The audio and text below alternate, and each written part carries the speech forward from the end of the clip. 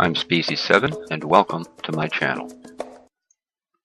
Hey everybody and welcome back. I hope you're enjoying the series so far. This is chapter 3 in my A Different Species of Walkthriugh. I've decided to change things up a little bit here. Yeah, this is working well. We got any coal left? How we doing? 15, so how much did I put in there? Oh, I split half the stack, so actually they've only burned one apiece. So that's really not that bad. Not that bad. What else do we need? I think today what I'm going to do, as I discussed in episode 2, and plant some cactus, wheat. Oh, that'd help me use seeds instead of the real thing, I guess. There we go. 60 seeds. Nice. No, I don't want corn kernels. Can't really plant feathers. Okay. And I've decided that even though I said one of the reasons I picked this spot was because it had a nice silverwood tree right out front, which was going to help us with our thaumcraft. Well, problem is, it's not really helping us so much. In fact, it may become a bit of a danger. Every silverwood tree actually has a core inside of it, sort of an aura core. Now, I'm not 100% sure, but I think because that's where the aura cores are located, that when bad things happen, they'll also start there. And some of the bad things that happen in this new version of thaumcraft are large amounts of wisps showing up fairly quickly. Now, wisps are not a nice critter to deal with. Not at all. In the old thaumcraft, of course, we had taint to deal with, but you could deal with it. You also had fairly early on in your activities ways to filter at least a portion of anything bad you were throwing into the air. In the new version of thaumcraft, you kind of don't. You really kind of don't. You don't get into filters and ways to collect those extras until, yeah, well into it. So,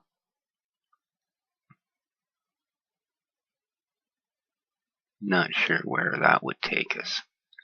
I think by the time we actually got to where you could build the, how are they called? Alembics, I believe, that you can put beside your cauldron to absorb extra stuff. I think by the time you actually got to there, you wouldn't be able to walk out of your house because you'd get wisped to pieces. You'd get wisped away. Alright. However, there is another spiritwood tree a couple of 100 yards behind my place on the other side of that little hill. If I use my back entrance and whip around the corner of the hill, you can get to it fairly quickly. And I think that's probably the one that we're going to end up going with. Yeah, reason being it's just far enough away, I think, that it probably won't cause us much in the way of issues, and the issues that it does cause, well, hopefully we'll have some advanced warning. At least when we walk out of our house, we'll have a few feet of spare space we can get to before we get attacked by wisps and Lord knows whatever else it is that thaumcraft throws at us. I'm really looking forward to doing the thaumcraft, mind you. It was really neat in its old iteration. From what I've seen of the new one, it's even neater.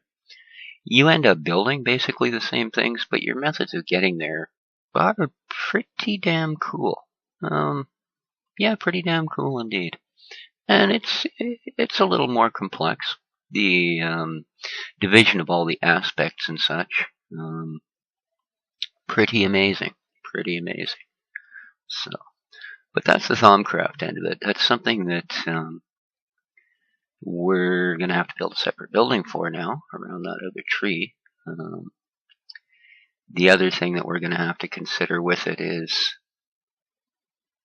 it's going to have to be done slowly. It takes a long time. The research process is not a fix and forget like it was in the last version, where you could basically throw a bunch of crap into your research table and come back half an hour later and see if it had turned anything up. You have to think about what you're putting in, how many of them, etc., etc. So pretty cool, and we will get to it, I promise. Now in this particular mod pack, I believe Twilight Forest is included, but Mistcraft is not. I might be wrong, and I'll check between videos here, which is unfortunate because I really do prefer Mistcraft to Twilight Forest. Twilight Forest is like one extra world that you could generate in Mistcraft, you know what I mean? So having one world to go to as opposed to an unlimited amount, and eventually only worlds that you decide that meet all the requirements you're looking for to go to, that's quite a big difference. It really is. So, but anyway, enough of Thaumcraft. Like I say, we're not going to end up getting into that for quite a while. Our more immediate concerns here are getting some things growing. Just building a little plot for the cactuses. Again, where I ended up spawning this time, it was well worth killing off the first two spawns for. There's a desert about 500 meters away. In fact, I'm sort of on a cusp of a bunch of different biomes. I managed to find cactus, rubberwood, reeds. What else? Well, those are usually, sheep, of course, but I found those early on. So sheep, cattle, and chickens.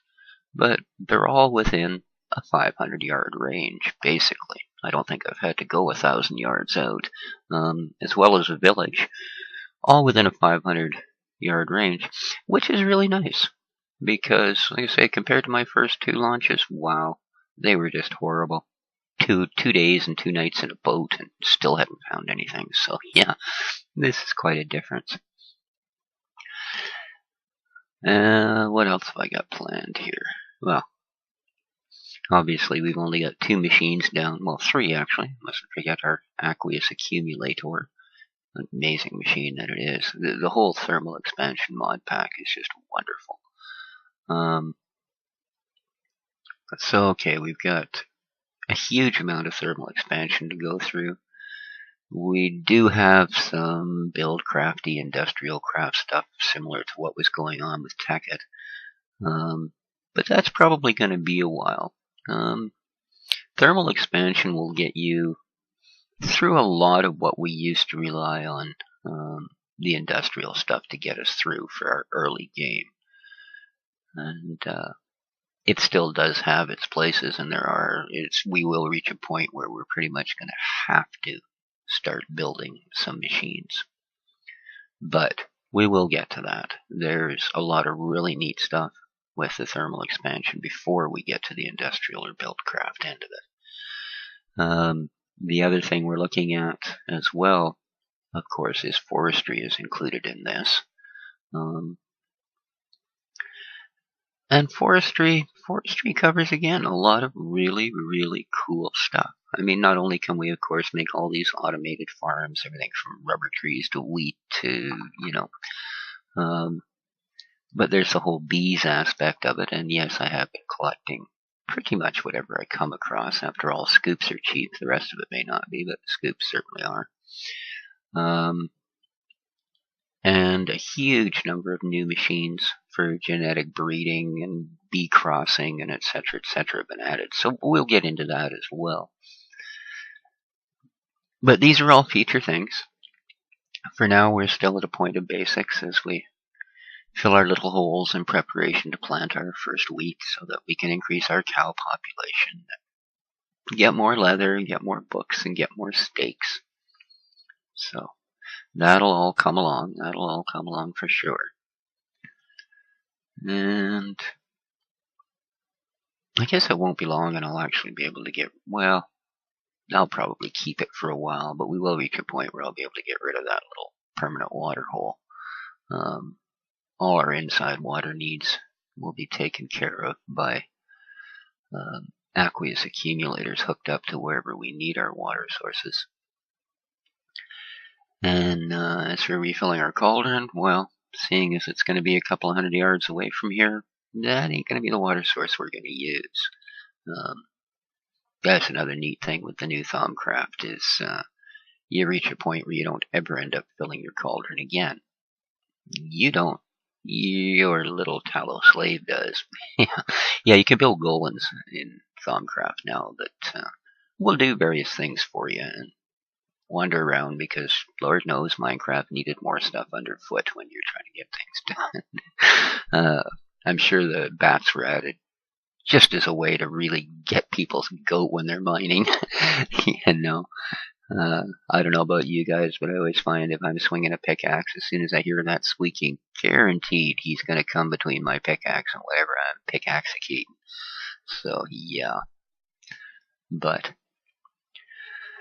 So, we are still in the most basic and formative parts of this little adventure. I hope everybody's enjoying it so far. Well, everybody, let's face it, I'm sitting here talking to myself. I'm not a fool.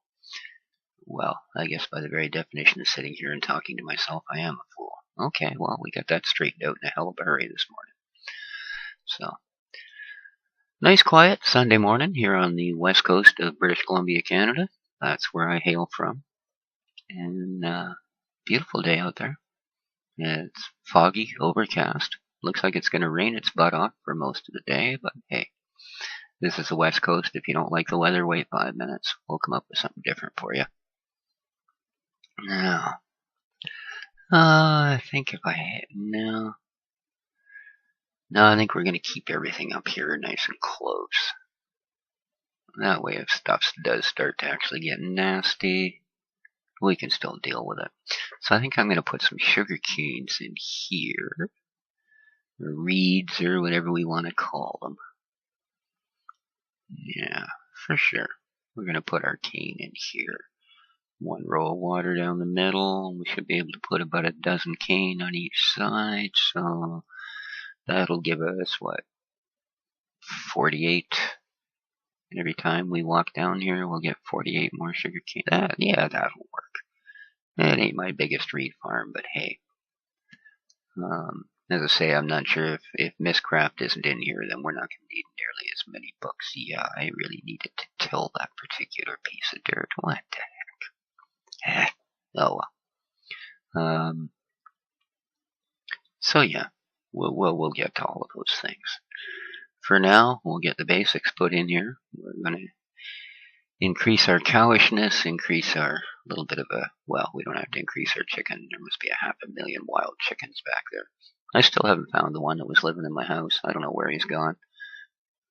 But I do know on occasion you'll look in some unsuspecting little corner and find that not only do you have that original chicken, but he's since laid 15 eggs that have hatched, and you now have a little box with 20 chickens in it. Convenient, I suppose, if you want a box of chicken. Alright. And it's starting to get dark here, so throw a little water in the hole. Now, I'm sure that when it comes to long lines like this, there is a better way to lay out these water. But, problem being, yeah, I'm a bit of a dumbass and I'm not sure what it is. So I tend to go along and one by one, fill it along until they stop moving. So, but I'm going to get that done and we'll see how that end of it goes. And I think that's going to be pretty, I should change this. Pretty much the end of what we're doing, folks. So I think until the next chapter, have yourselves a wonderful time. This is Species 7. Hope you're enjoying the videos, and see you later. Bye-bye.